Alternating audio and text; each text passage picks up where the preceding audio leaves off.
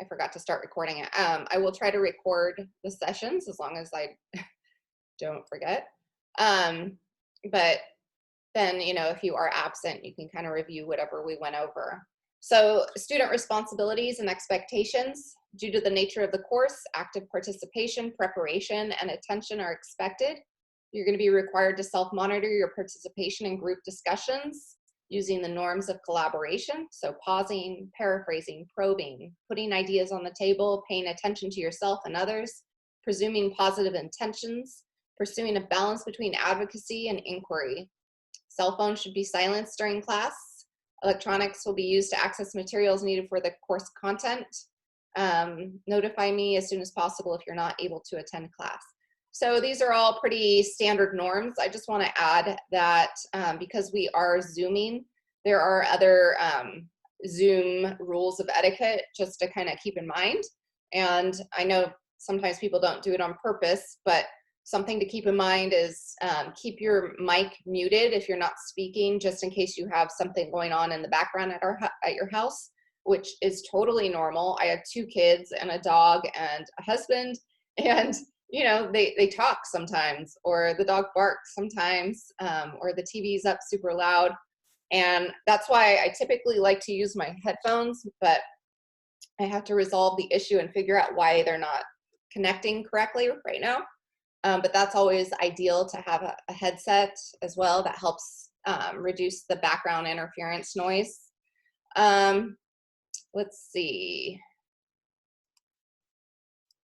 Also, textbook and materials. The only textbook you need for this class is that APA manual. So make sure you have that.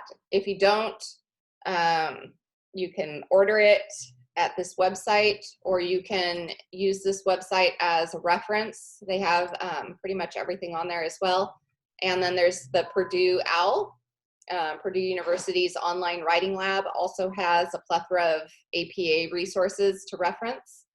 Our academic search tools will primarily be on EBSCOhost. So EBSCOhost is great, and this is the login information.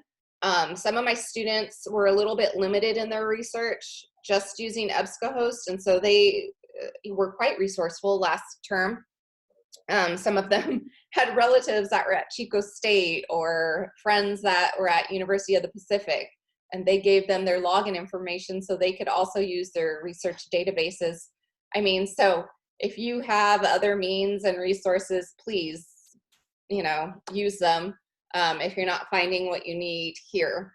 But all of these databases, it's whatever your university pays for. And so some universities pay for more, and, based on whatever your topic is, you may or may not be able to find something within your resource. There's also Google Scholar. Google Scholar can be quite useful. Sometimes it asks you to pay for things, but sometimes it can be a good place to go to kind of get an idea of what's out there, and then you can kind of go from there to figure out how to get that resource. Another this is a free network of a free database called bpress. So it's network.bpress.com. So I'll show you how to use that a little later. This is the breakdown right here for your assignments and the grading policies. So of course, this is kind of a key thing to pay attention to for this course. Your participation in classroom discussions is worth 5% of your grade. So really in the end, it's not a huge percentage, but still being in class, as we all know with our own students, is important to get, just to get the information and kind of be able to have the tools you need to be successful. So your outline will be 5% of your grade. Your annotated bibliography, which includes a minimum of 30 articles or books and annotations on them, is worth 5% of your grade. Your outline is due on May 7th. Your annotated bibliography needs to be completed by May 21st. You have 2 drafts of your literature review. And these are working drafts. They're not designed to be things that have to be in, you know, complete final draft form, right? So working drafts mean they're not necessarily all done, and that's fine. So May 28th, your first draft is due, and June 20th, your second draft is due. Now, we don't have class on this final date, but your final paper is due June 28th. So I did extend that past, I was given permission to kind of extend it a week after our final class date because of the short timeline. So I want to make sure you guys have enough time to kind of get everything put together. This is a big, you know, a big endeavor. So giving you that extra time is kind of critical. So just a note, there's no rubric provided for the outline or the two drafts. You're simply going to work from that rubric that you have for your final paper, and you're keeping that in mind as you're developing your drafts and working towards your final product. So I'm not going to, you know, grade you as harshly on your two drafts. This is a time for us to discuss your paper, discuss your writing, and kind of refine it and get it to where it needs to be for that final paper. So as long as you're working on it, making progress, you know, you'll do fine there. So don't worry too much about the draft grade. Participation. So of course, you know, in class, we want to kind of give each other feedback. We're going to want to talk about our topics. So that is all what goes into the participation component, as well as, you know, your attendance. And then your annotations, they should be, you know, basically when I grade your annotations, are they on time? Are they well thought out? Are they written clearly? Grammatics, are they correct? Are you using the APA format correctly? Are you identifying themes and categories? So now the rubric was uploaded to the database, and so that's always going to be the most current version of the rubric, but I have the most current version of the rubric also in my Google Classroom attached as a link. So you can find it either place. The grading scale is standard. An A is 93% or higher, A minus 90%, and so on. If there are special considerations, please make sure you let me know so I can help make any accommodations you might need. And then if you have more questions about that, you can always click on this link to get more info, but just communication is key. Just let me know what's going on and I'll do whatever I can to help you. Professional conduct. So again, in class, we want to treat each other with mutual trust and respect. We want to promote the success of the individual and the group as a whole, refrain from behavior that's disruptive, offensive, reflects bias of any kind. So we're all members of this learning community and we all want to agree to maintain personal and academic integrity, and also refrain from plagiarism. So I'm sure you've all had a lot of practice in academic writing up to this point. I won't have to worry about plagiarism. Most of your work on the literature review will be paraphrased and you'll be synthesizing your ideas and you'll be citing the scholars who presented those original ideas. So you will be doing a lot of citation. And we'll talk more about that, but it's really important because you want to show that your writing is very well researched and you're referencing the experts in the field, because since you haven't been necessarily a published author yet, you're not technically an expert in the field and you want your paper to be credible. So that's why we're going to be doing a lot of citing and a lot of research and a lot of citing. So down here is the course schedule. And I kind of broke it down by topics and activities for each day. This may or not, it may be a little fluid. We may get through more in one day or not as much in another, but this is the general outline. And these are the core learning and student learning outcomes. down here, this is important to pay attention to, so it tells you when everything is due. So on Saturday, which is today, May 2nd, we're going to go over the overview of the literature review, identify and create questions to develop your research topic, work to finalize your proposals, develop your question. We're going to learn how to search for relevant articles because you're going to want to get started on your research as soon as possible. And then, you know, your initial topic and brainstorm outline concept map will be due today by the end of class. We'll want to share that with our other peers. So I'm not going to go over this in detail right now, but please read through this. Just keep in mind those due dates. So Thursday, May 7th, your literature review outline and 5 annotations should be shared with me through Google Docs or Google Sheets. Your literature review outline will actually be submitted on Google Classroom, right? The reason you're just sharing your annotations with me and not submitting them yet are because you're still working on them. You're working from, you'll do 5 by May 7th. You'll do an additional 10, so a total of 15 annotations by May 14th. And then by May 21st, you'll submit your annotated bibliography to Google Classroom. So right here, you're just going to share the document with me so I can read through it and make sure you're making progress. And then your final annotated bibliography with your minimum of 30 annotations, 30 articles, will be submitted on Google Classroom on May 21st. On May 28th, you'll submit your first draft of your literature review, and you actually will not submit it on Google Classroom. You'll just share it with me, but I will give you your grade on Google Classroom. That's why it's in there as an assignment, so that way I can give you the grade for it. On June 4th, we'll be working and editing. So specifically on that day, I will give you appointment times to come in and work one-on-one with me. And I will put you in small groups as well to work together during other times. And then Saturday, June 20th, that's our last day of class.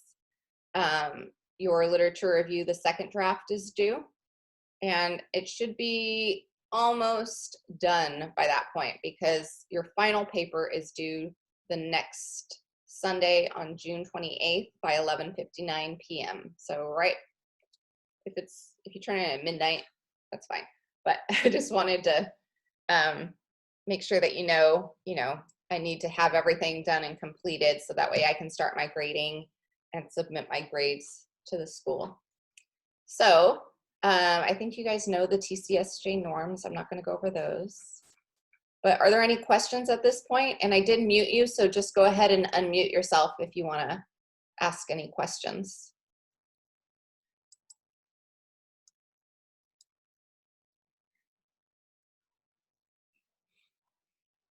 No questions? You want concept map by today?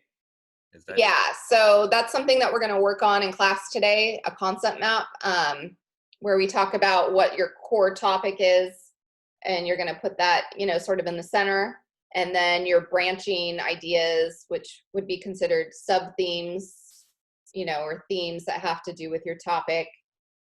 You're going to kind of develop that today, yeah.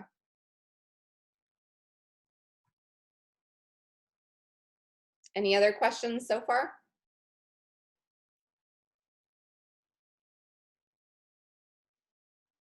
All right, let's keep going. Oops.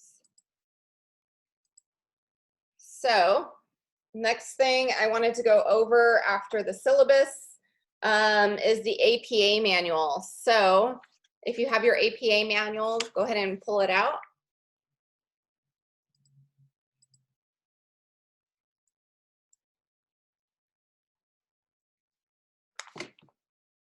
I have the 7th edition, so mine already has tabs built into it, but there are still places where I put some tabs, that I reference more often than others. And so what you're going to want to do is, if you have the 6th edition, this is for the 6th edition, you're going to want to put these tabs in. So for plagiarism, there's a note on page 15. What is plagiarism? You know, and how do you cite your references to avoid plagiarism? Oops. So you'll want to make a tab there and read that over. What is an abstract? That's on page 25, because you will be writing an abstract. And I have a handy little tool also. I'll show you that in a minute. Where is it? My literature review outline.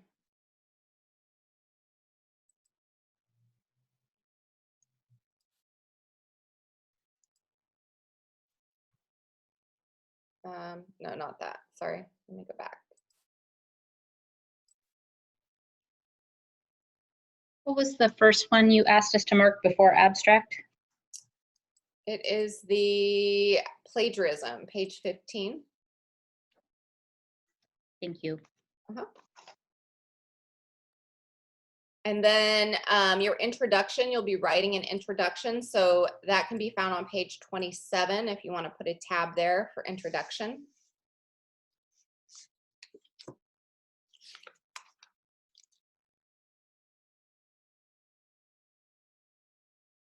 And then references, page 37.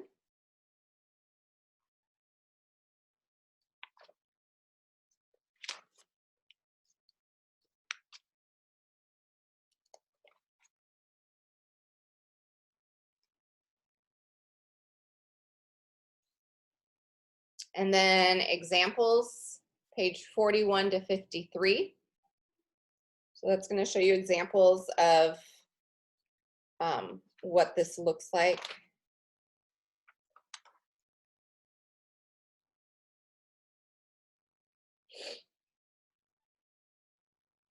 And then the different heading levels. So in your paper, you're going to have different heading levels, and each heading is formatted a little differently. So some are bold, some are italic, some are all the way flush left, some are centered, some are indented ½ an inch. So you'll have to keep in mind the different heading levels as you're writing. That's on page 62.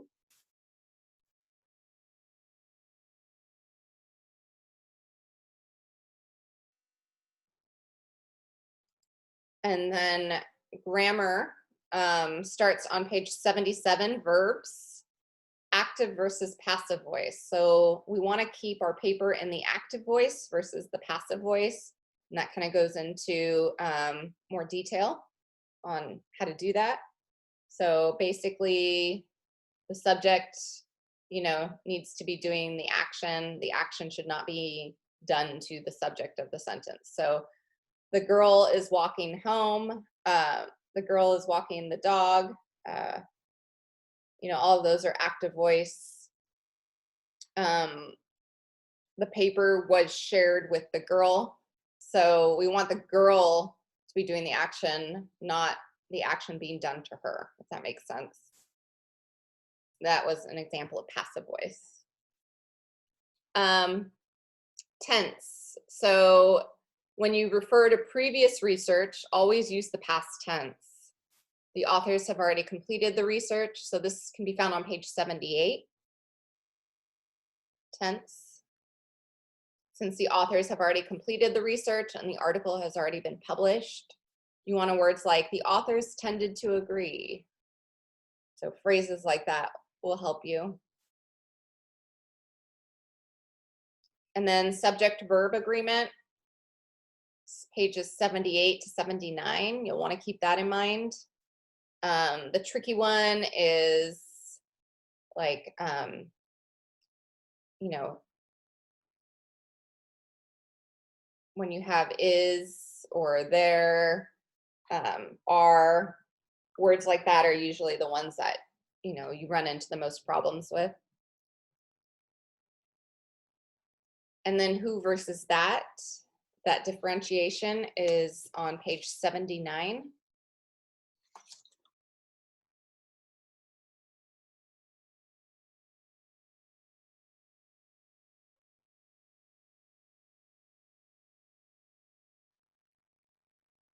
Next, we have spacing. So using commas correctly. Commas are on 87 and 88.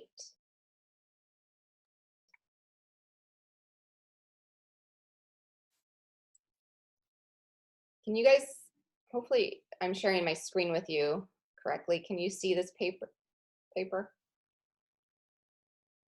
Yeah, I'm seeing it. Okay, good. Quotation marks. The format for quotation marks can be found on page 91.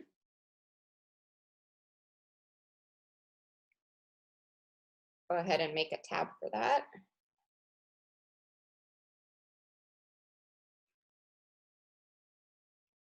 And then we have block quotes on page 92. You want to rarely use quotes. So in your literature review, you want to synthesize your ideas with the researcher's ideas. So it should, most of your literature review should be paraphrased. So you will have to do citations. However, you won't have to worry about quotation marks as much. But when you do use quotes, it should be, you know, very intentional, because you couldn't state this any better, you know, and you want to point out that specific quote. So block quotes are on 92. And then citations, we have them on 169, 174, 175, and 177. So citations are huge, of course.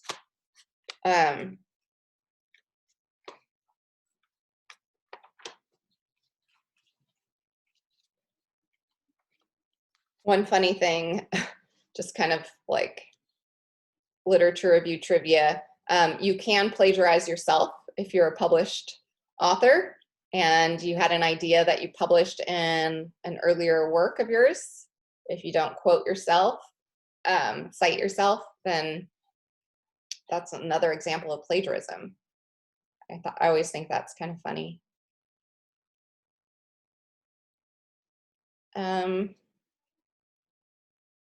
So electronic sources, most of our research these days is done on electronic resources. Some of you probably, you know, have books on your topics, but the majority of our research today is done electronically. So there's a section that goes over that on 187.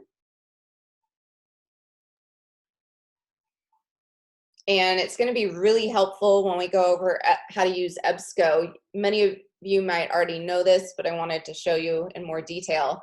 They have something that can help you cite built into their system. So it's really nice and convenient.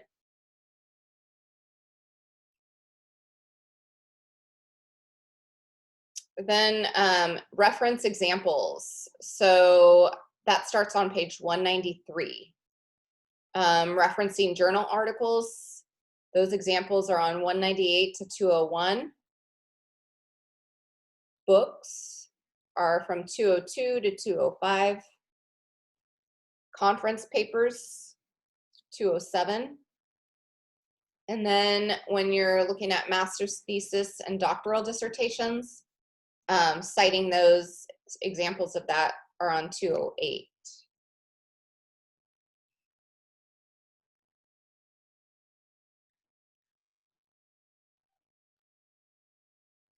And then I skipped non-governmental reports, that's on 206.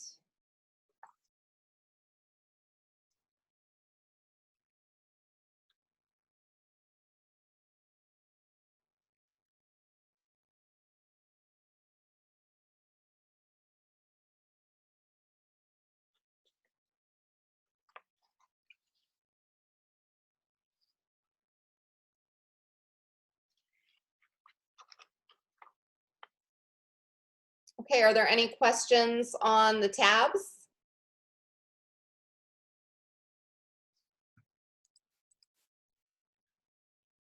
Okay, so hopefully that will help you as you're doing your research. You're going to be flipping back and forth through that APA manual. It will get a lot of use this term. So let's go ahead and take a 10-minute break. Meet back here. Well, let's just meet back at 10:15. Does that sound good? Okay. And then from here, we'll go on to looking at our research question and developing our concept map when we get back at 10:15.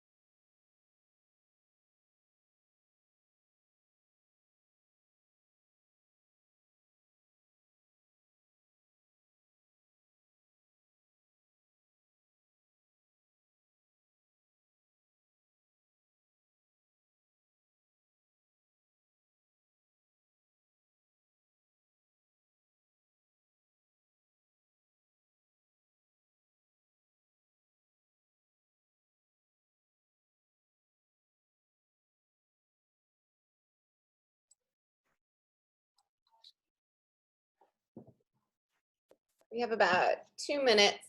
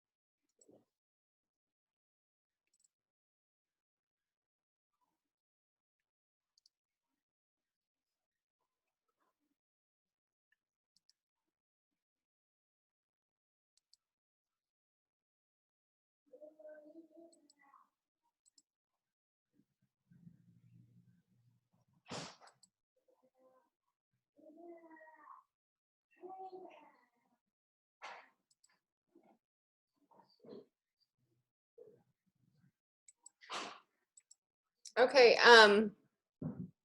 let's see. Almost everyone's back.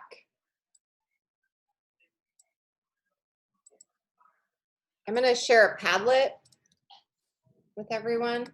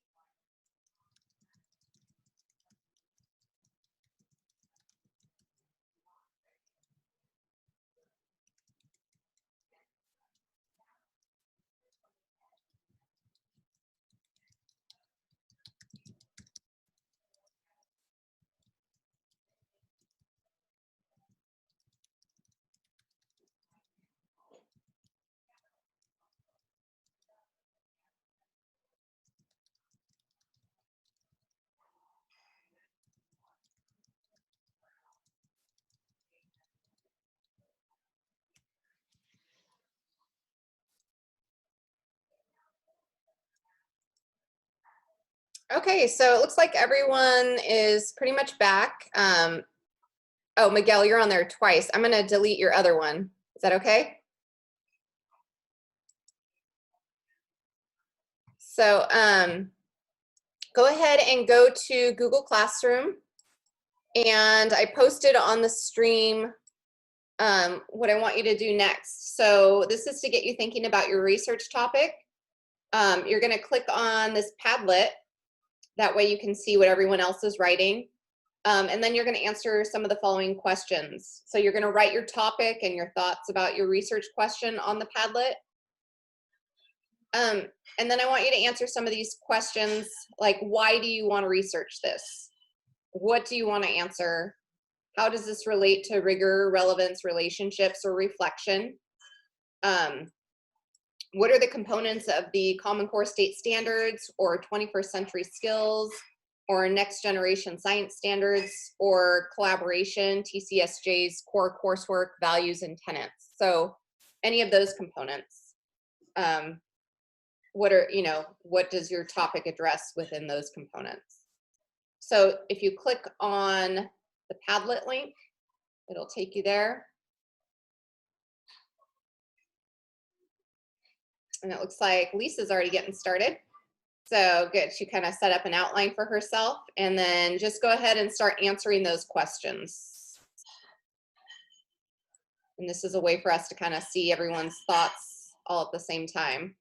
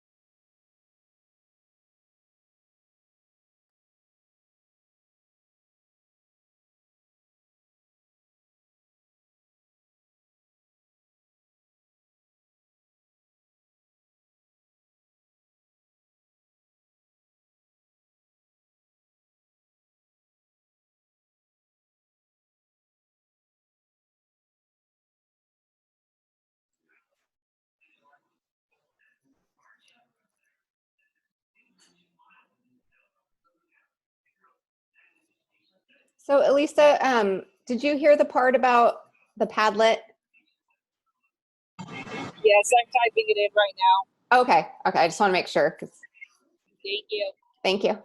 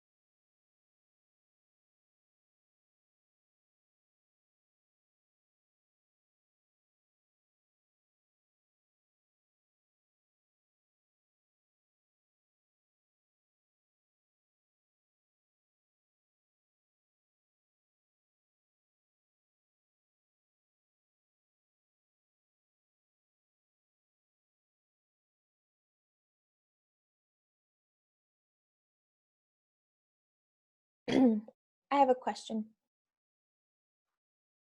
Did you want us to respond to anyone or go and comment or just read through?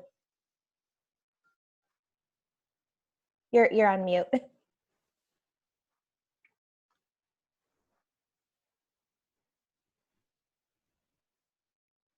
I can't hear you. Is it just me? Sorry. Can you hear me now? Yeah, I can. Okay. Once you're completely done writing, then you can kind of go through, read other people's writing and what they wrote and comment on it. Maybe give some feedback. So, but Okay, cool. wait till you're all done with yours. Okay, thank you. Mhm.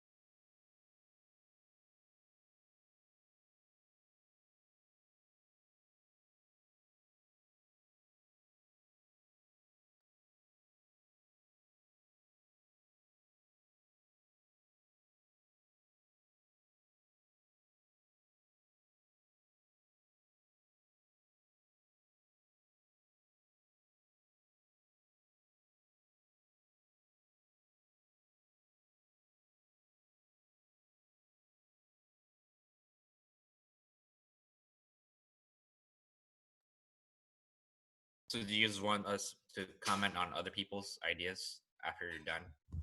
Yes, please. Okay.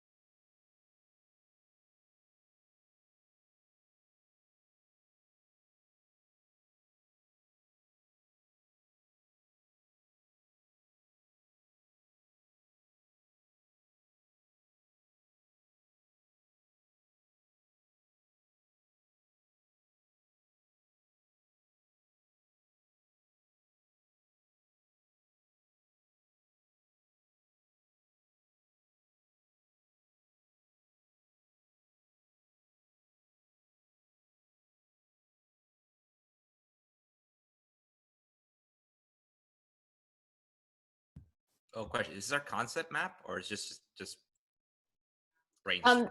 This isn't the concept map yet. That's going to come next. Okay. So why don't we kind of stop where we're at here, and I'd like people to kind of chime in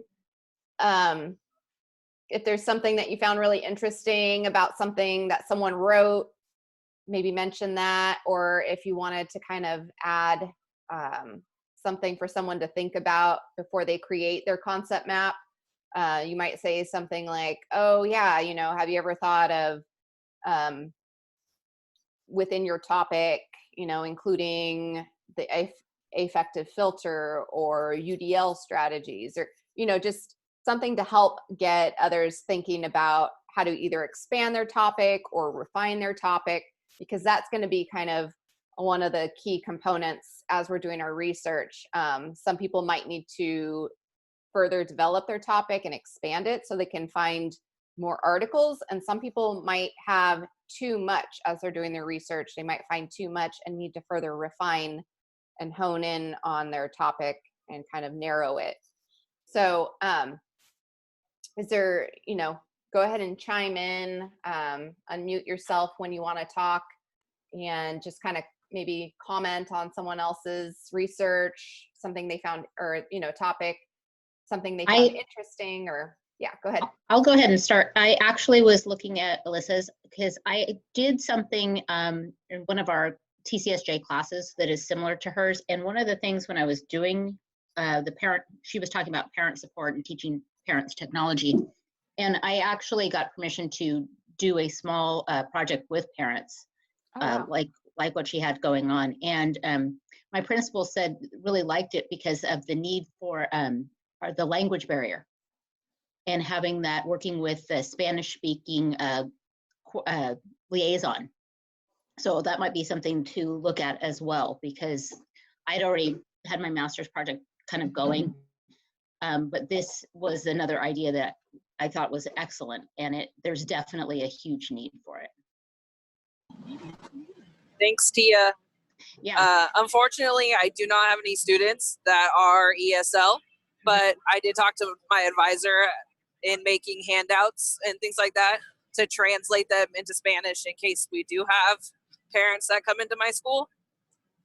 If you want to message me, I'd be happy to share you with any of the resources that I found. Thank you. That's awesome. Wow. Okay. That was great. That's exactly what the point of this conversation is about: sharing ideas, sharing resources. You know, as you were reading something, did it make you think of something that, you know, some articles or research that you've read, or something that you know of or have access to?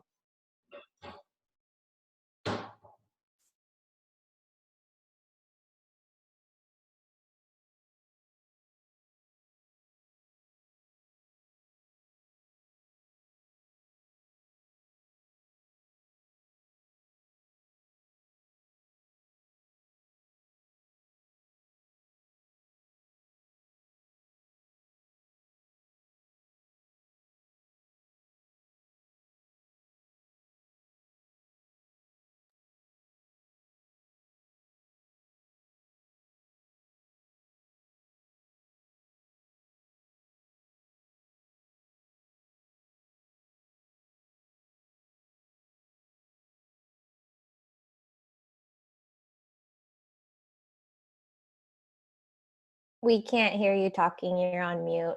Oh, sorry. Is there any? Okay. Thank you. So is there anything else anyone wants to share, or are we all kind of still tired? I think Tia's was really cool. Like the humor and just building a relationship with students with appropriate humor. It made me think of just an effective environment, a safe environment, creating space for students to learn, like just I don't remember the Maslow's hierarchy, or one of, you know, where they need like hunger. I mean, they need food, sleep. They need a comfortable environment to learn. So I just thought that was great that she's going to incorporate humor into her classroom, because a lot of times it's like serious, get to work, follow the rules.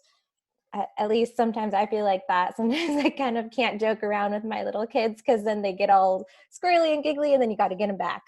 Yeah. I liked her topic. I thought Wilson's was a really good topic too, and working with both populations of high schoolers and now to the extreme of pre-K, just talking about communication apprehension and what that looks like for certain students.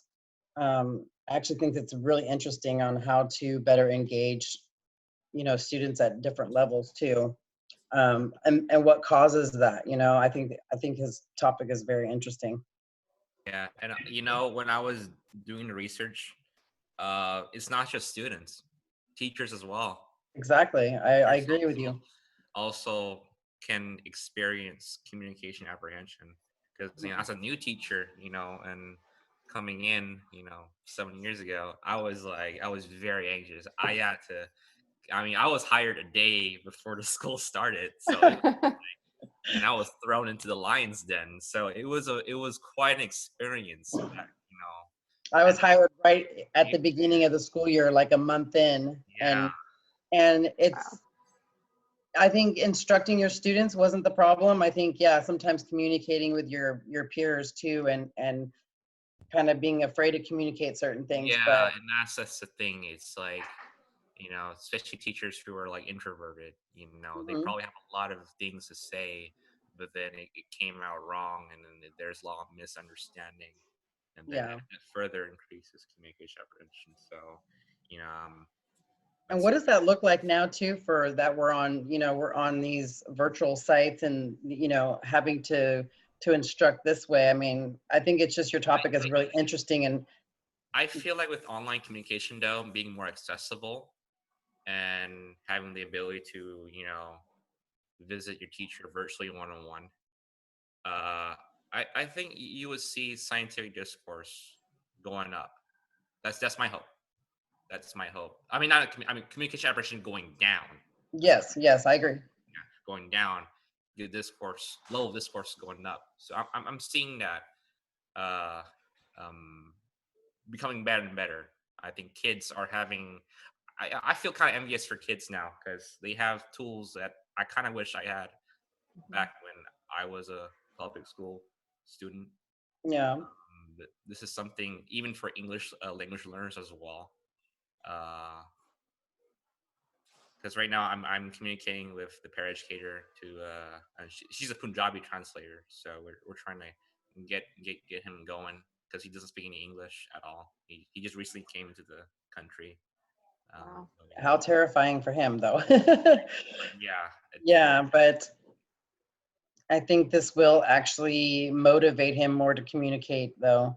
I mean, he has to. That's our objective. I mean, I really don't care if he masters every scientific lesson out there. I mean, his first goal is to get better in the language, Yes. be better in communication. So Well, Wilson, even with your topic, I feel like, a lot of SEDI strategies are probably employed in helping you attain yeah, that, I right? So actually like frameworks, sentence stems, academic language development. it's that funny kind you of said thing. that because my first class, I mean, when I taught 8th grade, I was thrust into teaching Sadai. Yeah. It was quite an experience doing that. But I find that the Sadai students are very they're willing, they want to engage, want to have fun. Hmm. I like the Sadai kids a lot. I miss that thing. I think they do away with it, but I still have English language learners, every year, Yeah. talking with them, showing them. I mean, they all act as silly as any other teenager out there, just in a different language.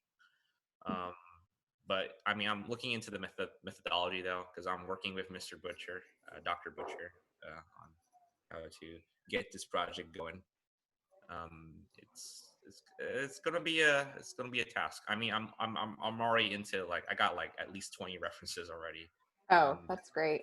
I mean, it's a continuation of the census paper I wrote for Dr. Katie Burns.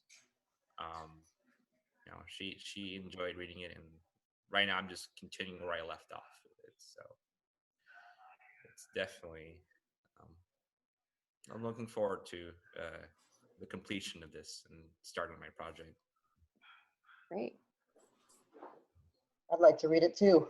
Yeah. When you're done. Definitely. I'm more into looking into the project. I mean, I know the lit review is probably part of the process. It's the project that, because with my school site being a STEM charter school, again, I'm excited for the opportunity the John McCandless Charter School has offered me. I mean, I couldn't ask any better school site than that.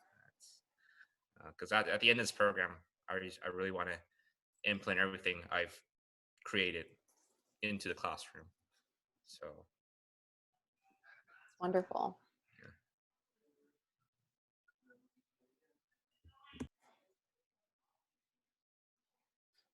Any other feedback?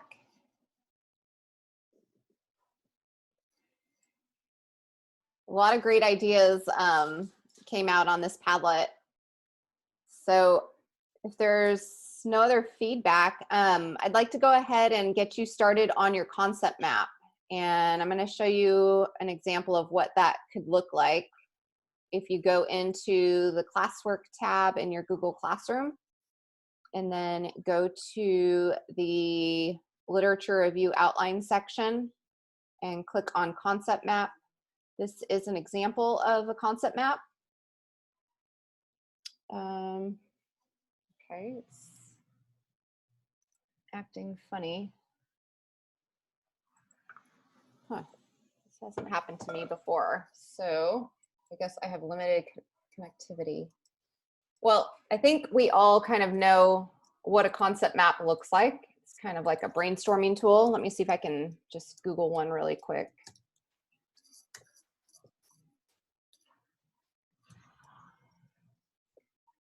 Okay, so. I can open it in Google Classroom. Okay. But the thing is, it's kind of like sideways. It's kind of like you gotta rotate it. Yeah, hard to read. I have to turn my head. I mean, turn your computer screen. So essentially your concept map is going to have sort of your main topic in the center, and then you're going to have ideas branching out from that, and you can color code it. You could do different shapes for your main topics, your main sub themes, and then your second level themes, sub themes can be a different shape if you want, or a different color.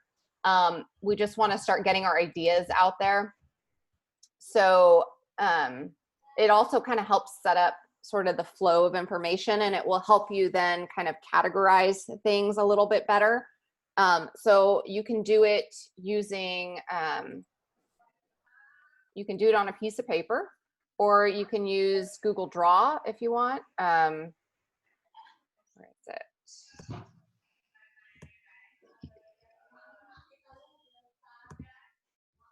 I go to my drive, and then go over here, click more, Google Drawings.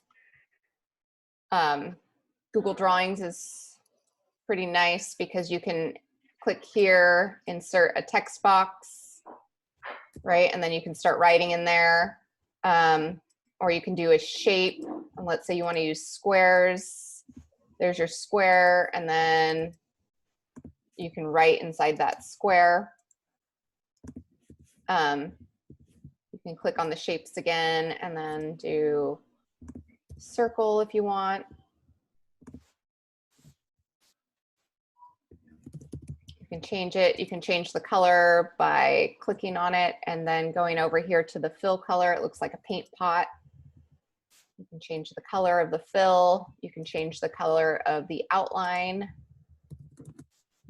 You can create lines, arrows, like that. So that's one way of doing it, or you can do it on paper and then you can take a picture of it. What I'm going to do is I'm going to create an assignment, and then you can upload your final product to this assignment. So this is going to be your concept map.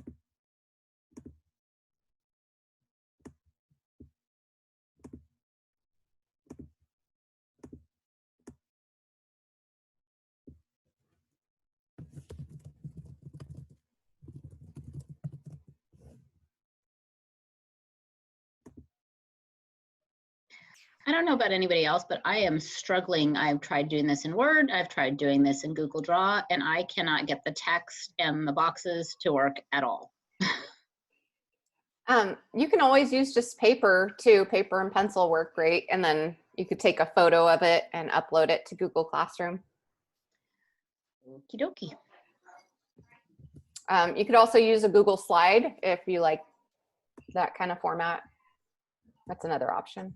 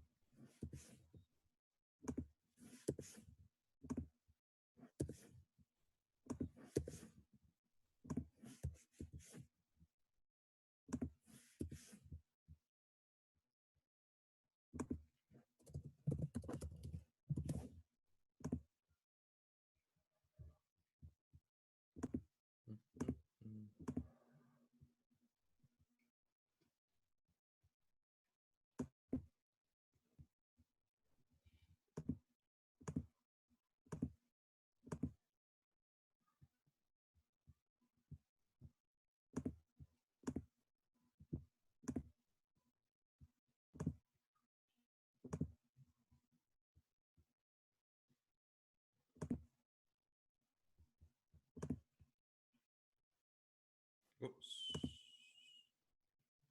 That's not what I want.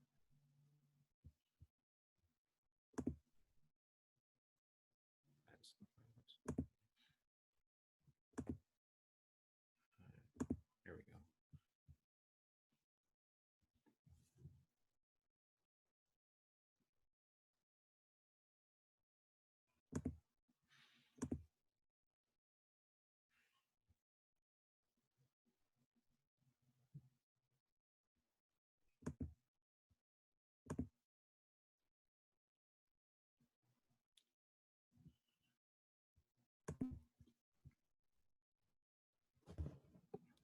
Oh, Janae, I uploaded mine's already. Oh, okay, great. Thank you.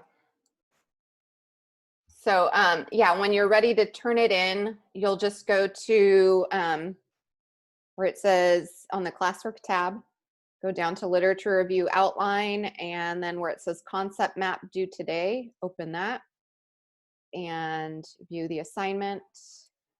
And then you'll have a little thing over here where it says attach or turn in. So you can see Wilson turned his in.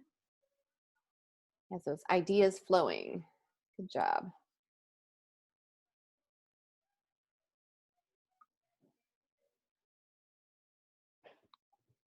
Sweet, that's all I can think of.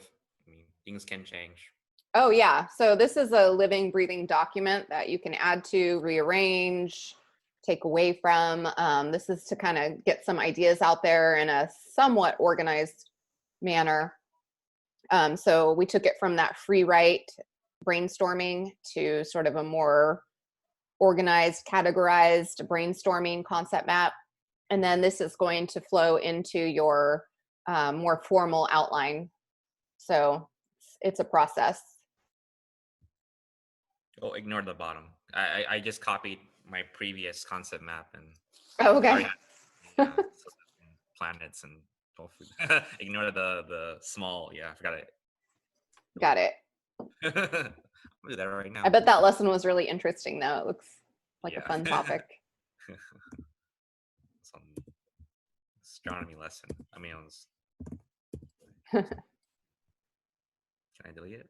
No, I can't. No, because once I turn it in, you can't have access. Right. Yeah, that's fine. Here, I'll send it back to you if you want to edit it. Yeah, I just want to delete that circle.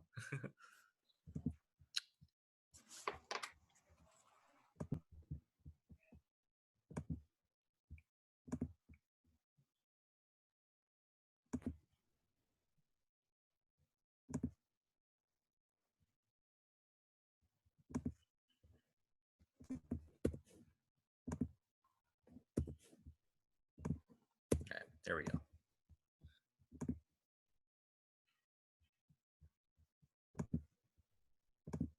Okay. Thank you. Too fast for my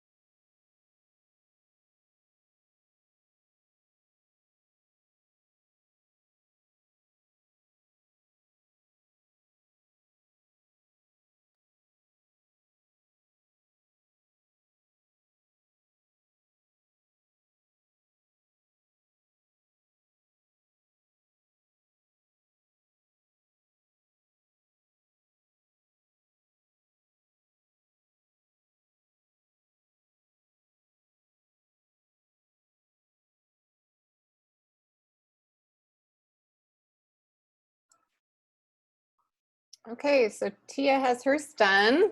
Let's take a look at it. Do you want to walk us through this, Tia? Sure. So I just really kept it kind of simple and to the point, thinking of like the traditional outline format.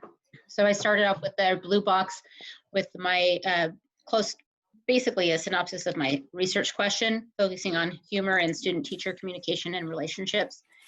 And then my purple boxes are my subcategories of humor, communication, and relationships. And then broken off from those, from humor, I focused on both teacher and student humor individually. And within each of those categories, you're looking at distractions and whether the humor is appropriate. Under communication, I looked at the forms of communication and also unwillingness. And with unwillingness, what are those factors? With relationships, I looked at student-student relationships, student-to-teacher relationships, and also their comfort level. Thinking about like their affective filter, you know, and Right. if they're comfortable establishing those relationships. So I kind of kept it real simple without expanding, because obviously I could go on and create more detail on this, but I just try to keep it very simple and to the point. Right. This is good. Thank you.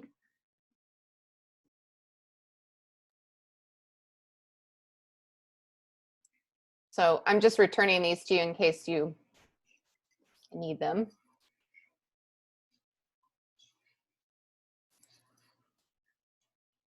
And then Michelle Zuniga. You want to take us through yours? I can. So mine's kind of the same as Tia's. It was just very simple. It's pretty much the research that I've done so far, because this has been what I was researching with Katie Burns for my synthesis paper. And it's just looking at the relationship between attitude, motivation, and then I actually threw in achievement in there, specifically for mathematics. And that attitude reflects their motivation and achievement.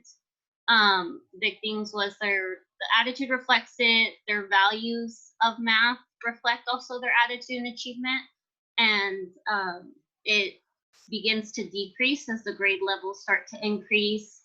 That kind of goes into play with their parents' input and attitudes on math. It kind of gets passed down, previous experiences, their abilities, but then with the other side of just their attitude, that kind of I researched that teachers can actually kind of help alter a student's attitude in the classroom, and that's through many different things of curriculum, teaching methods, interventions, the teacher's own attitude or how they respond to students, and then just positive associations with that. Thank you. Good job. Yeah, I have to show you a paper from my last class. Someone had a very similar topic, and it might help you find some sources as well, I think. Yeah, that would be great.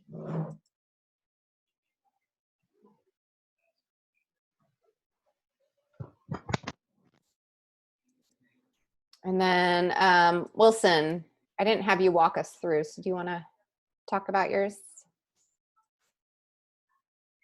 Oh, do I have to? Yes.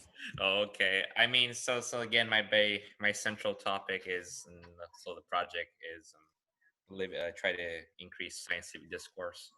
But to do that, I want to do research on communication apprehension in the science classroom.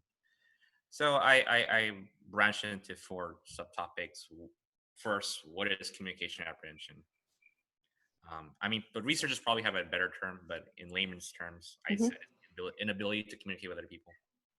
So what caused it? Who is most affected? What are the effects of communication apprehension amongst teachers, minorities, gender? What's considered scientific discourse? According to NGSS, experts, researchers. Implications of communication apprehension in the classroom. What are some solutions to alleviate, according to researchers? And what are some possible solutions made by maybe companies that create curriculum, maybe employers from, you know, famous labs. What can they do to kind of, because I mean, because this is their possible future, you know, future employees, and you want your employees to be ready to learn how to communicate with each other if they want to do well in the science career. Mhm. So that's just my layout of all of it as I'm writing this literature review. Great, thank you. Thanks for sharing. Okay, I'm looking at time. I try to take a break at least every hour, so we can get up and stretch. The things that we have left on our agenda for today are we are going to look at EBSCO, and I wanted to kind of go over a few things in EBSCO so that way you could get started on your academic research. And I also wanted to review the process of reading and reviewing an article with a sample article. We could take maybe a 10-minute break and then try to power through EBSCO and reviewing the article in an hour, so that way we're done by 12:30. Would that be okay with everyone? And then everyone can work independently for the rest of today on starting their research and going over articles, getting started on that, basically the beginning of your annotations. So you're starting to you would start to collect your research articles and start to collect some, you know, start going through and highlighting, so that way you can start doing your annotations. Does that sound okay with everyone if we try to wrap it up by 12:30 today and take a 10-minute break right now? Sure. Okay. Cool with that.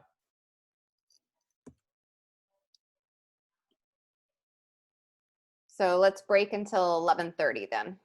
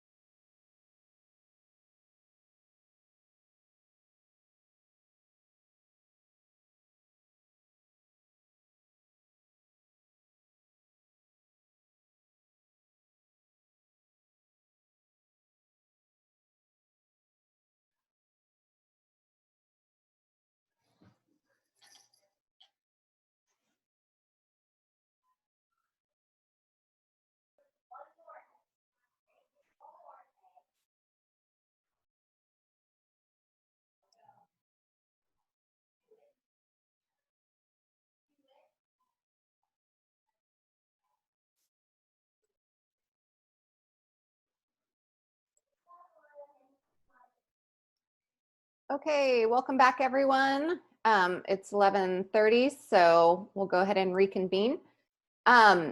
If you go to your TDev site, you'll see over here on the left-hand side, I don't know if yours looks different than mine, but you can click on researching using EBSCO. And this is a PowerPoint that will pop up. And so this is Teachers College's online library. Many of you are probably already familiar with it, but the login and password are on the syllabus. So let's go ahead and go. This is just kind of a PowerPoint that walks you through some things. And if you need to, go ahead and take a look at that. But I'm just going to kind of walk you through it on my own for now. So the site is search.ebscohost.com.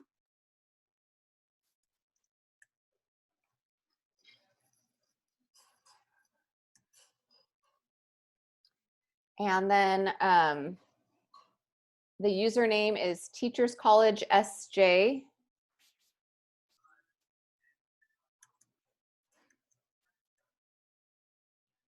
And the password is TCSJ at 2857.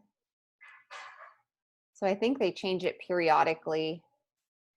Oh dear.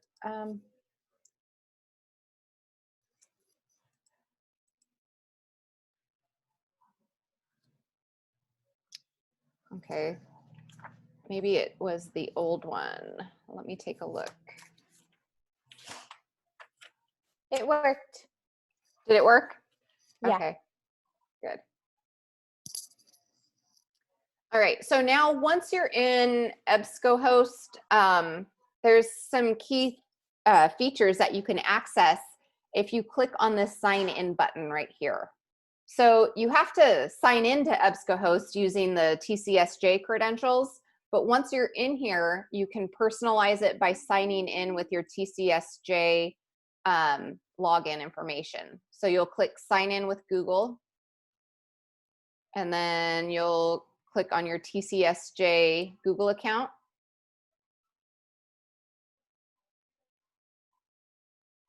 And because you did this, see, you'll see right here, it has your name. And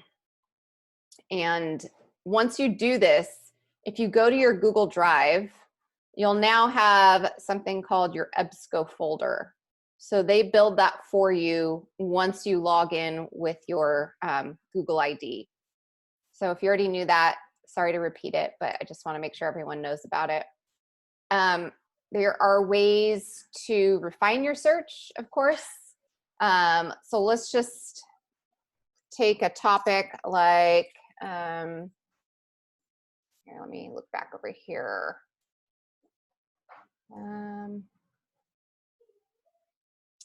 Let's talk about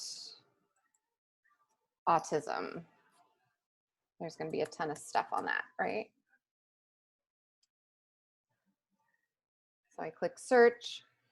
So we have 86,000 different articles, research articles that come up on autism.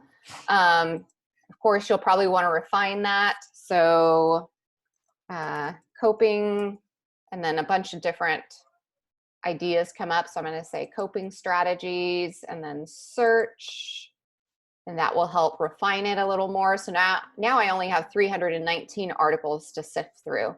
I could go ahead and refine it further. Autism coping strategies, maybe elementary. And then let's see. So now I only have 3 articles that talk about those 3 things or have those 3 keywords. So that's a way to kind of refine your search by putting in more and more limiters. You could refine it by selecting a field if you want all text or just certain authors or certain subject terms. Now, if you go over here to the left, you could search for only scholarly peer-reviewed journals. So all 3 of these are in that category. Peer-reviewed journals are going to be your most sort of reliable and credible, right? Because it's reviewed by peers. You can refine your publication dates. You want to try to keep it as current as possible, unless it's sort of a foundational text, right? Like if you are talking about Maslow and his hierarchical needs pyramid, you could quote something directly from, the primary source that Maslow wrote. So you could do all results, or just academic journals, or just journals, all databases. Let's say I like this article right here. I'm going to click on it. And as I read through, I'm going to read the abstract and see if this is something that I could use. If I like it, then let me minimize this. If I like this article and I want to save it, I could add it to my folder. So if I add it to my folder now, when push comes to shove, I go back over here and I look in my EBSCO folder. That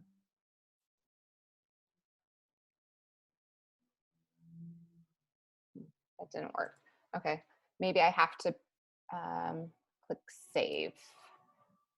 So save citation format. My citation format, I want it to be APA. And then save.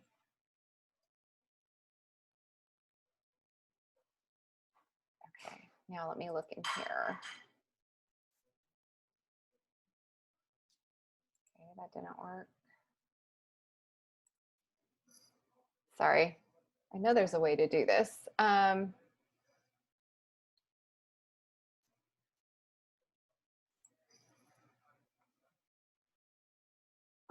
I'll just put it in my Google Drive.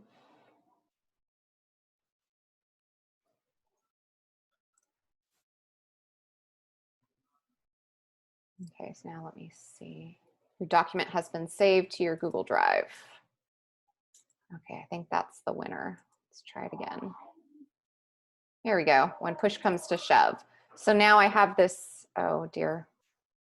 Okay, well that's not helpful. That's an HTML.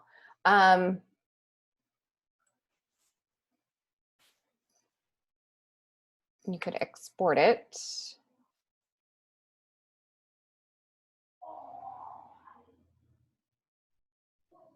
Does anyone remember how to do this? I've done it before. I don't know why I'm not. Is this one of those free articles? This should be, it's in EBSCO, so we should have access to it. Some of the articles we don't have access to, because I just was trying to add one to mine, and it'll give me the annotated part, but it won't say the whole article. Oh shoot. Is there PDF? Because there's supposed to be a PDF full text on it.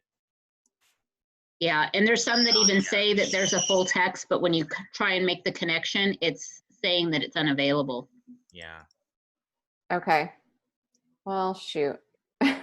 Because if you were able to save in Drive, you could also save it into your computer drive too as well. So probably I'm concerned also, and I don't know about Wilson, but I'm concerned that because of what's going on with the COVID, that a lot of locations don't have somebody keeping things updated. Like I just tried to go to a linked full text, and it just says the location is not allowing it at this time. Well, I've been using Google Scholar a lot.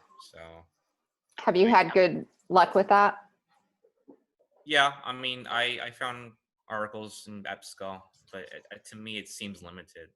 And Google Scholar is very broad, so yeah, a lot through there. As long as the PDF is available that you can download it. But right. There are some sites where they will redirect you to a website. They want you to buy that article or subscribe to it or something like that. Right. You just gotta find a way to get those articles. So. Yeah. So if you go to Google Scholar, scholar.google.com, you do a search. So you can refine the search with custom ranges. Remember, you kind of want to keep it current for your literature review, unless it's kind of a primary source. So let's look at an article. Okay. Well, this isn't a very good example. This is U.S. Department or Iowa Department of Education. Okay.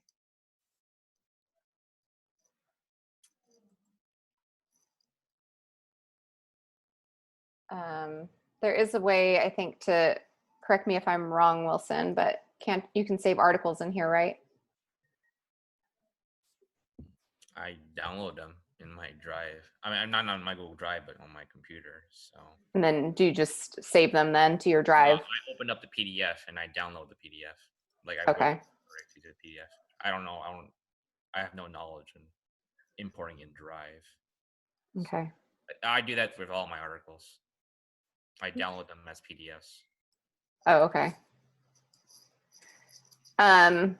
Well, if you are able to find some good articles on EBSCO, you can get the APA formatting from them already done.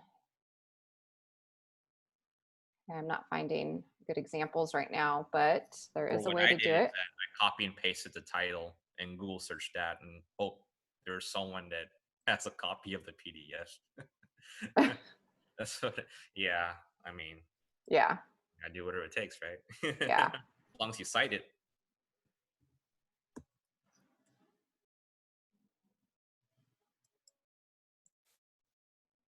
Let's see.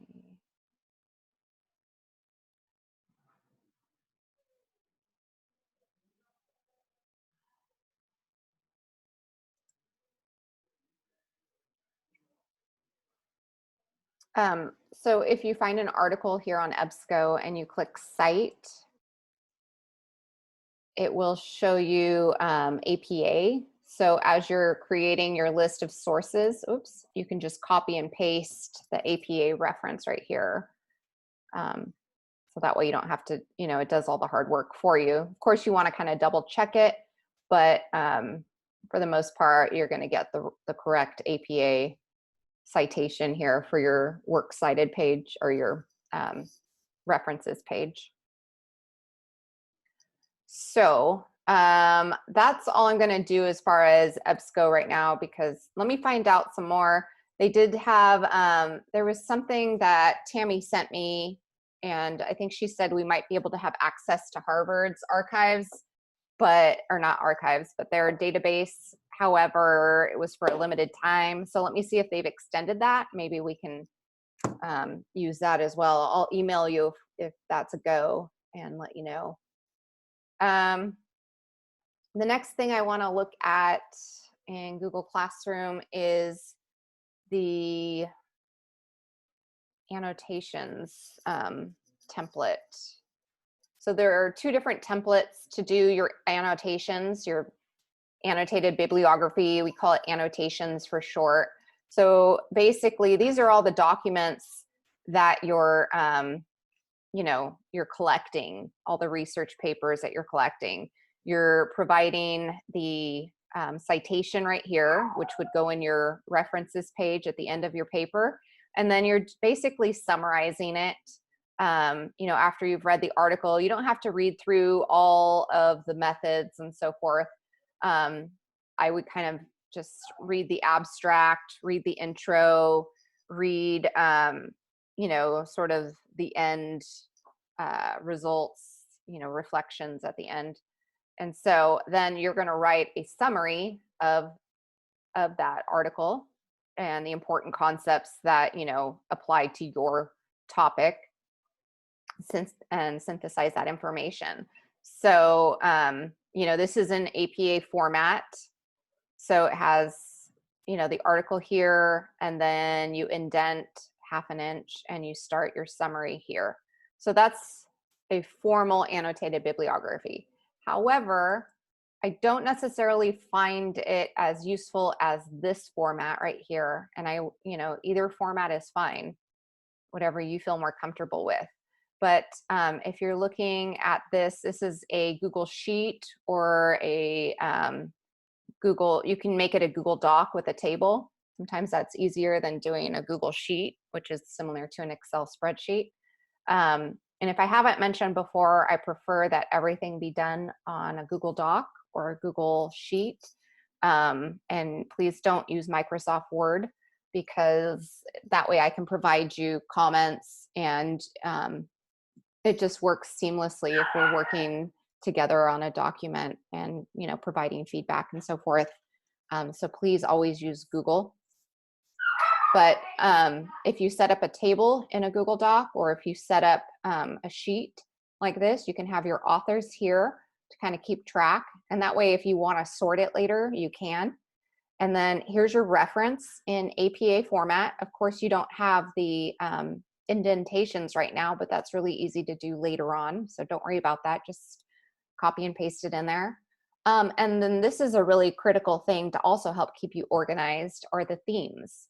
So what section of your paper are you going to be using this in? So if you have your themes or your sections kind of ironed out and you start putting those in here, you'll also be able to kind of organize your information. That way, when you go to do your writing later, it's going to be much more easy. You'll have all your information ready, you know, to go at your fingertips. Here's the annotation part, the summary of the article, the things that you find critical. And then over here on the right, you've pulled out quotes already that you think you can use, right? So remember, we don't want to use direct quotes that much. We need to use them sparingly, but we do need to cite the page numbers that they came from. So what this person did here is they kind of sort of defined what this is about, defining types of parent involvement. This quote is about no increase in achievement. This quote is about teacher ratings. The main theme that all this falls under is all parents, non-dominant parents, right? So they're talking about parents' involvement, parent attitudes towards education. Here's a quote on that. So if I know I'm going to be talking about that, I can just look at that quote really quick, and I have a citation ready to go. So it looks like within this article, Lee and Bowen cited these people, right, for this quote. And so I don't have to go back later then and look that up. I can just put that in my citation in my text, and you know, it makes it much easier. Here, I know I found this on page 89. Lee and Bowen were the authors that said it. So again, it's going to save me a lot of time later on down the road when I'm doing the harder part, which is the writing and the synthesizing of my ideas and concepts. So I recommend this format for that reason, just because then you're doing a lot of work up front, but I feel like it's better to do that than to have to do it on the back end, because you're reading the articles anyway, right? So you might as well, while you have them at your fingertips, pull those quotes out, write that summary, write in what that topic or that theme is that, you know, this article should be classified under. So as you're researching and finding articles, even if you don't want to make it as detailed as this, I highly recommend keeping your information organized in some kind of table format. And then, so that's all under annotated bibliography, right? So whenever I say annotations, I'm talking about this right here, that summary. These are your annotations, and this is your annotated bibliography, this whole document. Next, and one of the last things we're going to do is look at an article together and read through it, and then look at some of the questions and highlights that were made. Let me just find the article.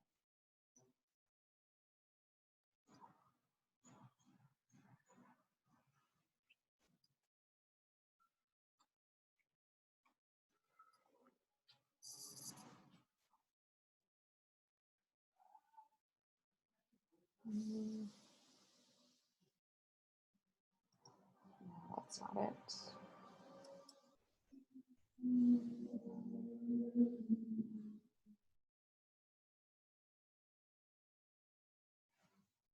Okay, here we go. So it's under annotated bibliography, and it's analyzing an article and preparing to write an annotated bibliography. So what I want us to do is please read through this article a few pages, and then notice what's been highlighted. Notice what kind of comments have been written in the margins. Okay, words that are written in the margins, what are they? I'm not going to tell you up front, but I want you to kind of see patterns and notice what's going on here. So go ahead and read through the article and take special note of the markings and the annotations, and be ready to discuss that in 10 minutes. So at 12 o'clock, we'll discuss it. 12:01.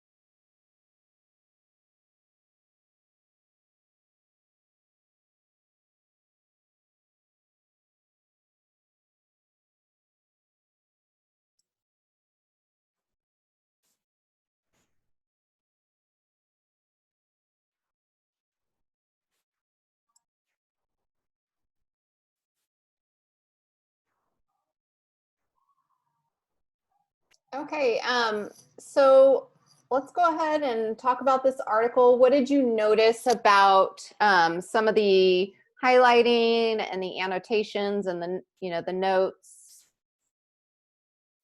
Did you see any patterns or notice anything specific about what they did here?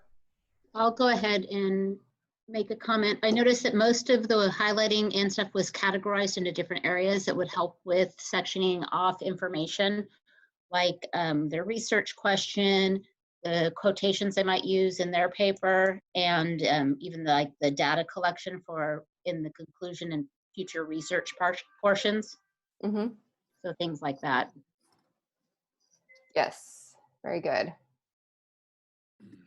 I noticed that, well, obviously trust was the key theme. A lot of it talked about more of just like our urban schools and how hard it is to build relationships with some of our parents, that don't, from the urban schools, who don't really have the trust there in the first place. Mm-hmm. That was just the whole article. Like, well, I was kind of reading the non-highlighted parts too, but it's really interesting just because I do work in an urban area, and I think I could probably speak for Lisa and I both being preschool teachers. It's hard for our parents, any parent, to send their preschooler or their 3-year-old to a classroom where it's like, let me just trust a stranger. So that's a big part of my school specifically. They really are big on building that trust with strong communication to parents, making sure parents are updated on day to day what's going on, and heavily communicating, especially in the beginning. Mm-hmm. So I really appreciated that. Good. When I was reading it, I really related it back to like how we did the concept map and those categories that we had. Just like he kind of just blocked out the information that was not needed and only focused on key points, key findings, questions, definitions, and just was really targeted on that. You could tell he knew what he was looking for and only focused on that. Made me think I got to be focused when I read these articles too. Yeah, and that can be tough, right? Because they're saying so much and they're covering lots of different concepts. But yeah, you need to be laser focused on your topics, getting information that supports your topics and your themes. And I think that was evident in like some of the comments on the side. Sometimes you would see like a yes with like exclamation points or interesting point. I agree with this. So anything that was, stood out to like, oh yes, this totally relates to what my thought is on this, that he made sure to notate that so that you can go back and find that real quick.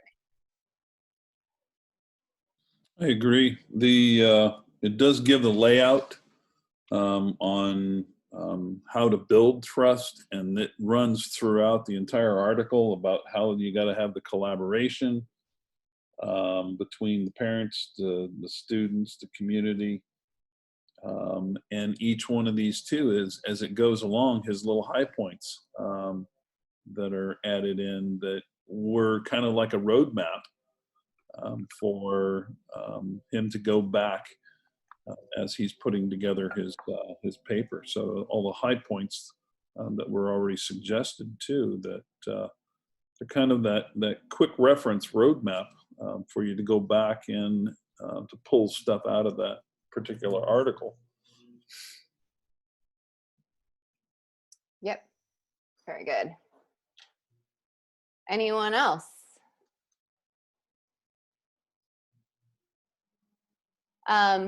Did you guys, sorry, go ahead, Wilson. For a census paper or for this lit review, is it important to really go into methodology of each of these papers or just discuss key findings? Yeah, the methodologies aren't as important. Okay.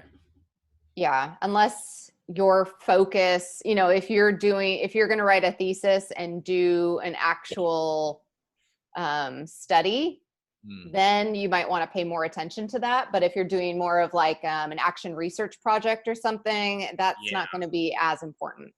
Because this paper is sort of like an action research to me, from what I've seen. I mean, with all the graphs and how they conducted the surveys. Yeah.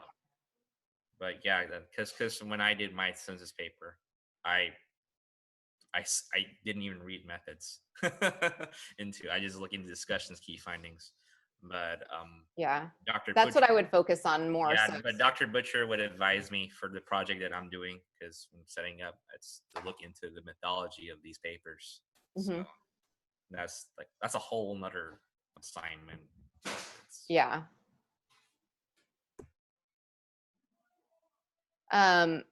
So there was one part, let me just share my screen again. There's one part of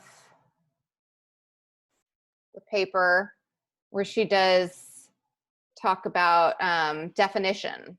So part of your literature review will have a section on key terms and definitions of key terms. So as you're going and through these articles and you find those definitions, make sure you're highlighting them, pulling them out, because you will have to have a citation for every definition that every key term that you're using in your paper, your literature review will have to have a definition. And that definition needs to be cited. And more often than not, this is the one part of the literature review paper where we want you to use direct quotes. So, direct quotes are encouraged in the definition section. But let's see. If we're going back to,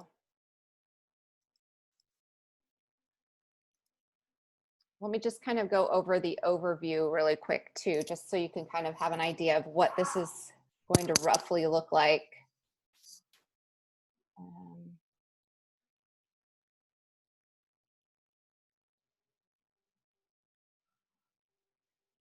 Okay, so this literature review template in APA format, I tried to create sort of a template for you where you could copy this and rename it and use it, as your template for your paper. So up here, you're going to have your running head in the header. You'll have your page number here, flush on the right side. This is a shortened title of your literature review. Right here is on your title page, you'll have the full title of your literature review. And if you click up here, you'll notice that I have check marked the different first page option, because on the preceding pages, you're not going to have that word running ahead. That's only for your first page, and it's sort of a publishing thing. You don't have to worry about it, just know that you have to have it. You're going to put your first name, middle initial, period, last name. You'll write your college, Teachers College of San Joaquin, the title of the course, the instructor's name, and the date that your paper's due. Down here on page 2, the first thing you'll have is your preface. And this template, you can look more in your APA publication manual, but I tried to summarize what they said from the publication manual in this brief little paragraph here. So your preface section is background information and the why of the literature review. Why is this research question or topic important to you? In this section, you can include I statements, personal thoughts, feelings, experiences regarding the topic. The preface should be roughly 1 to 2 pages in length. Remember to format your paper in Times New Roman, 12-point font, double-spaced, no extra spaces throughout the entirety of your document. Just use simple double-spaced. The next section, as you can see by the headings, and this is what we call a first level heading. It's centered and bold. It's in title case, so that means the first letter of each word is capitalized.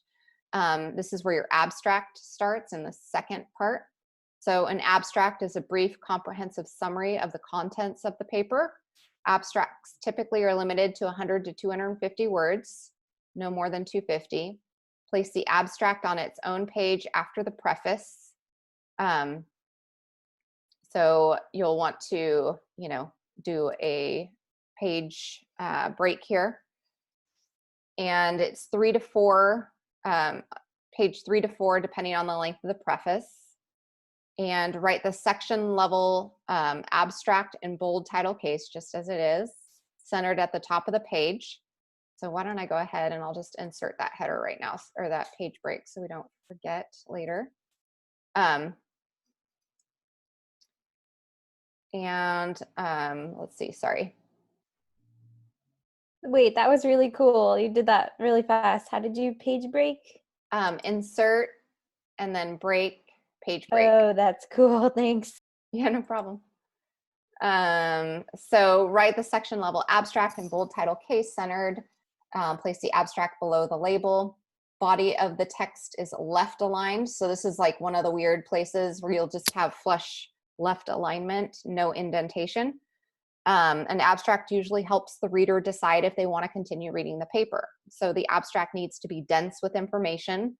By embedding essential terms in your abstract, you enhance readers' ability to find the article. Abstracts may appear in paragraph or structured format. Abstracts in paragraph format are written as single paragraph without indentation of the first line. The abstract for a literature review article should describe the substantive content being reviewed, including the following.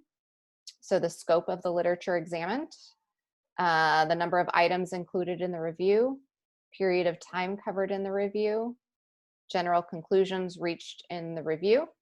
A good abstract is accurate. It ensure that the abstract correctly reflects the purpose and content of the paper. Oops. Do not include information that does not appear in the body of the paper. If the study extends or replicates previous research, cite the relevant work with an author date citation. Non-evaluative, report rather than evaluate. Do not add to or comment on what is in the body of the paper. It should be coherent and readable. Write in clear and deliberate language. Use verbs rather than their noun equivalents, and the active rather than the passive voice. So for example, investigated instead of an investigation of. We present results instead of results are presented. So this is active, this is passive. Use the present tense to describe conclusions drawn or results with continuing applicability. Use the past tense to describe specific variables manipulated or outcomes measured. Concise, be brief, and make each sentence maximally informative, especially the lead sentence. Begin the abstract with the most important points. Don't waste space by repeating the title. Include only the 4 or 5 most important concepts, findings, or implications. Use the specific words in your abstract that you think your audience will use in their searches. And then at the end, you can have keywords listed if you like. So they're basically like hashtags to help people search for your writing. So I think especially now, you know, with search engines like they function nowadays, this is important to have at the end of your abstract, those keywords. So, you know, they're gonna help people look for your writing later. And then this is the section where you have the definition of key terms, like I was talking about earlier. So you're gonna have to find definitions in your articles, and you'll have to cite the source in APA format. And remember, you can have direct quotes here. This is where we encourage direct quotations in the key terms. And then this is where your literature review starts. So you'll write the full title of your literature review, and then the introduction. So the introduction appears right after the title of the paper. Do not write the title introduction. So you're not going to write that word introduction. You're just writing it right after the title of your literature review. Your introduction is 1 to 2 pages in length. Compose your introduction after you finish writing your literature review. So, you know, you don't know what you're going to write until you write it. So you can't really introduce it until after you've written it. So that's why we recommend that you wait until you're done writing to do your introduction. Your level 1 heading is, you know, just like your literature review. You probably won't have this. You'll probably start off with your first theme heading. So this is what we call a level 2 heading. Let me scroll down really quick. Just at the very bottom here, I just inserted a picture from the APA style guide. Level 1 format is centered, bold, title case heading. and text begins as a new paragraph. A level 2 heading is flush left, bold, title case heading, and the text begins as a new paragraph, right? So you indent half an inch. Level 3 is flush left, bold, italic, title case heading. Text begins as a new paragraph. So remember the text that you're writing after. It's in, regular non-bolded writing. So you can see up here, so this is a level 1 heading. It's centered, bold, title case. So you could just, if you had a level 1 heading, you could just type in there and replace that text. But you probably won't have a title level 1 heading. You're probably going to have your theme headings, right? So you can delete that. In fact, I don't want to confuse you, so let me cut that out. And I'll just put it right here. So that way you know that this is a level 1 heading.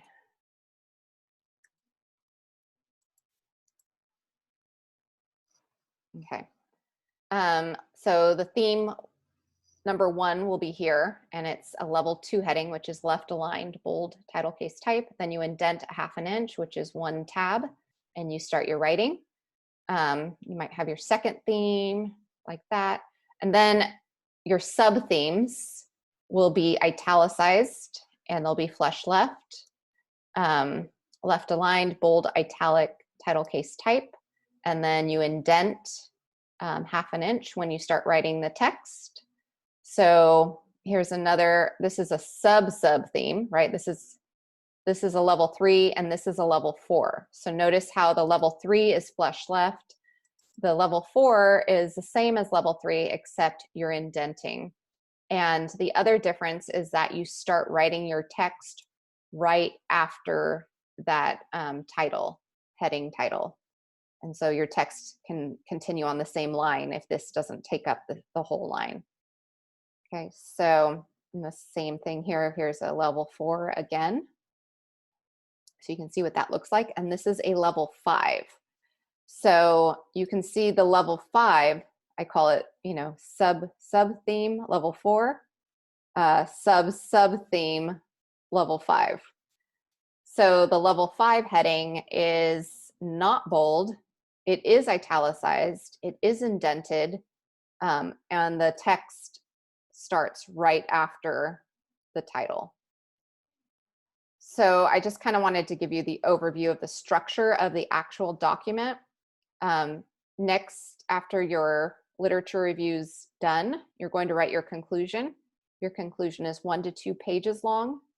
You write the conclusion just like you do the introduction after you finish writing the literature review. And then if you have any recommendations, so you might say, there wasn't a lot of research in this area, or just whatever your recommendations are based off of what your work in your literature review said. And then there's a page break, and on the next new page, you have your references page, and this is all in APA format, right? So you have last name, comma, first initial, date of the publication. Here's the title of the publication without caps, except for proper nouns, because that's APA format. First word after the colon. And then your journal articles will be italicized and capitalized. You'll have a volume number and an issue number, and then page numbers. If, this is for a journal publication. This is for an online journal. This is for a website if there's no DOI. This is how the American Psychological Association publication is in APA format. This is the reference for that. So again, collecting those references in APA format is really important as you're doing your research. Just start cataloging, your quotes, your citations, your page numbers if you're using specific quotes. All that's really important to do up front. So that way you just have it all ready to go when you're putting together this final document. You could even start building your reference page as you go. I mean, that's another strategy as well, instead of waiting till the end. But I wanted to give you a peek at this resource. So if you wanted to start putting in your components, and also so you know what your end product is going to look like. We'll talk more about the specifics of the literature review later, but I want to give you the last few minutes for any questions you might have going forward.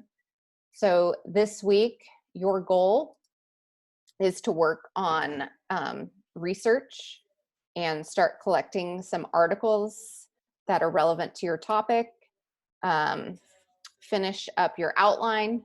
So the things that are due, right? So May 7th, your outline of your literature reviews due.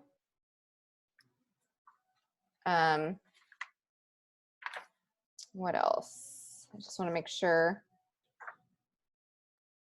Let me go back to my page with my due dates on it really quick. You have 5 annotations due on May 7th also, and that's just going to be a document that you share with me. So actually it would be better to go to syllabus.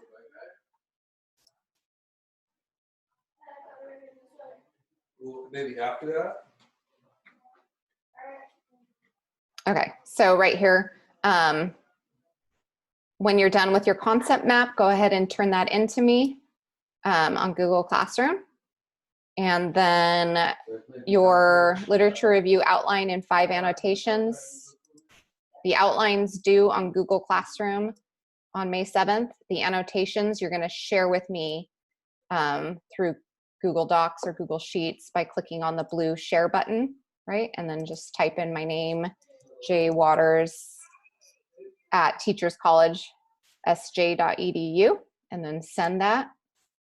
And that's how you can share your documents with me. On the 14th, you'll have 10 additional annotations. So it's always a good idea if you can and have the time to work ahead, because the sooner you get your annotations done, the sooner you can start writing your literature review, which is going to help you out. The sooner you can get writing, that's the hard part, right? Like actually synthesizing your ideas and writing. Sometimes we get really wrapped up in doing research, right? We get in this like research mode, which is great, but at some point we have to stop researching and start writing. So the faster we can get into writing mode, the better. But anyway, are there any questions before we conclude today?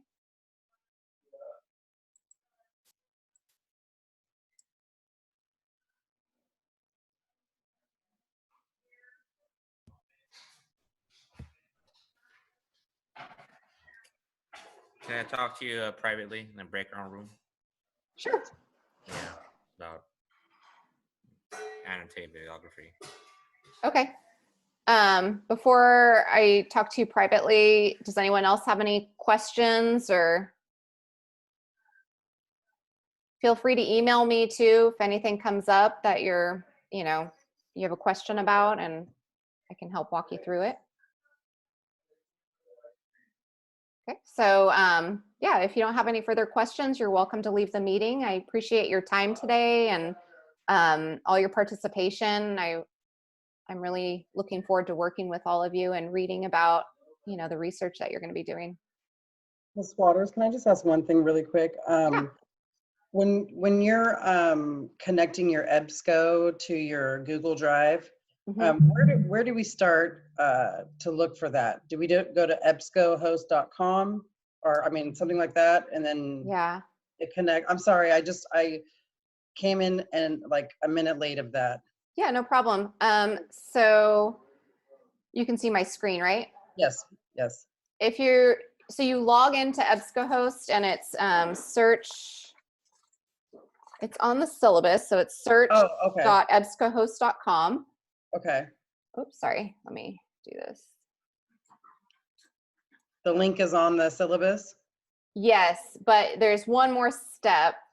Okay. and I don't want you to miss that. So you have to log in with the TCSJ credentials that are on the syllabus initially. And then once you're logged in, you're going to click on this button right here, sign in. Okay. So it's like signing in twice. Okay. And then this second sign in here, where you sign in with Google Uh-huh. using your TCSJ account, Got it. Okay. that's what's going to connect it to your personal Google Drive. Okay, that's what I was missing. Thank Mhm. you. I appreciate And that. double check that it's getting into there, because when I was playing with it today and, you know, in my, I think it needs a refresh too sometimes when it, yeah, yeah. I mean, it worked for me before, so I'm not sure what I did wrong this time, but yeah, I mean, one of the articles came in here, but it was an HTML, so I don't know what Okay. that's about. Maybe it's just dependent on the article, the specific article. Okay. But Thank you. I appreciate that. yeah, no problem. Any other questions? I know, Wilson, I'll meet with you separately, but you're welcome to go if you don't have any other questions. Okay, thank you. Take care. Thank you, you too. Thank you. Thank you, guys.